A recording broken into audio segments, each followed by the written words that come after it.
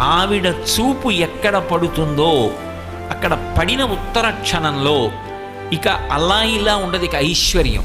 అది ఉత్సాహం కానివ్వండి, సంతోషం కానివ్వండి, పూనిక కానివ్వండి, అక్కడ ఉండేటటువంటి సంపద కానివ్వండి, అవన్నీ కూడా అంత పుష్కళత్వాన్ని పొందుతాయి, అంత సంతోషంగా ఉంటుంది. అందుకే ఆవిడ చూపులలోంచే అంతటి అనుగ్రహ ప్రసరణం చేసింది. అందుకే ఐశ్వర్యం ఎక్కడి నుంచి ఇస్తుంది అంటే ఆమె యొక్క చేతిలోంచి ఇస్తుంది అని చెప్పడం సాధ్యం కాదు. అందుకే లక్ష్మీ కటాక్షము అంటూ ఉంటారు. ఆవిడ చూపు పడితే చాలు, ఒక్కసారి అలా ప్రసన్నంగా చూసిందా ఇక అక్కడ ఎంత ఐశ్వర్యం ఏర్పడుతుంది అనేటటువంటి దాని గురించి చెప్పడం ఎవరికీ సాధ్యం కాదు. అయితే మీరు ఒక్క విషయం జ్ఞాపకం పెట్టుకోవాలి, నేను ఐశ్వర్యము ఐశ్వర్యము ఐశ్వర్యము అన్న మాట వాడుతున్నప్పుడు కేవలము నేను సంపద గురించి మాట్లాడుతున్నాను అని